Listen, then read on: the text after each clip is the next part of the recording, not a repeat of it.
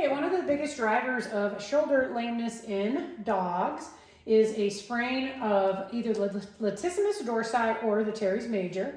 So latissimus dorsi goes from the lower back along the side of the ribs and into the shoulder. And then teres major is part of the rotator cuff muscle, and it starts off the back of the shoulder, and it also runs to the inside. Together, they converge in the front of the shoulder, so they act like a shoulder stabilizer. And we see them get sprained a lot when dogs are running and fully extended, jumping over stuff, running downhill, jumping out of cars, etc. When we are massaging them, what we want to orient to is where the shoulder blade is, because it changes a lot in dogs.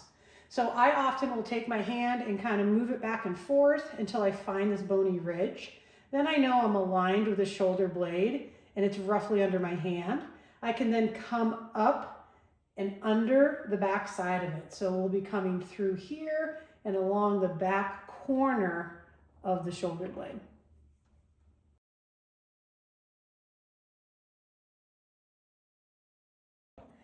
So for massaging the shoulder, we are looking to find the latissimus dorsi and the teres major. So it starts off the low back, or starts off the mid back, off the back end of the shoulder blade, dives underneath the shoulder blade.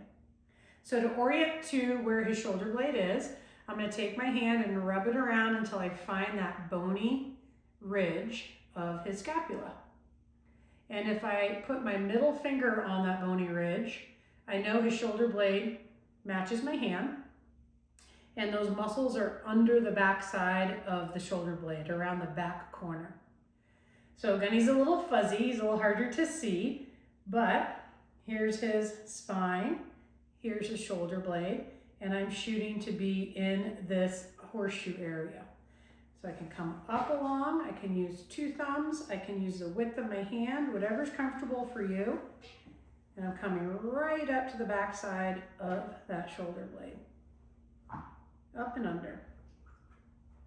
And he likes it. Would recommend. Okay? Go.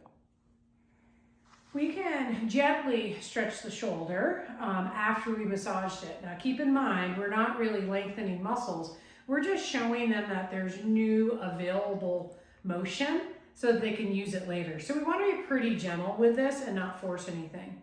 So the first thing I'm going to do is lift his arm up so that it's in the same plane as his body, like he's running. So I'm not going to let it drop down here, and I'm not going to crank it way up. So I'm supporting him under his elbow with a nice flat hand. And then as I start to move the arm up, if the shoulder hikes too, I'm just going to gently hold the shoulder down.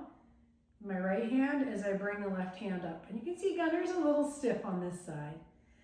So very gentle, hold it for 10 or 15 seconds, don't push it, and then bring it back again. So real gentle. Nice, buddy, good job. Yeah, there, good. My right hand is really just stabilizing, my left hand is doing most of the movement. Oh, good one, huh?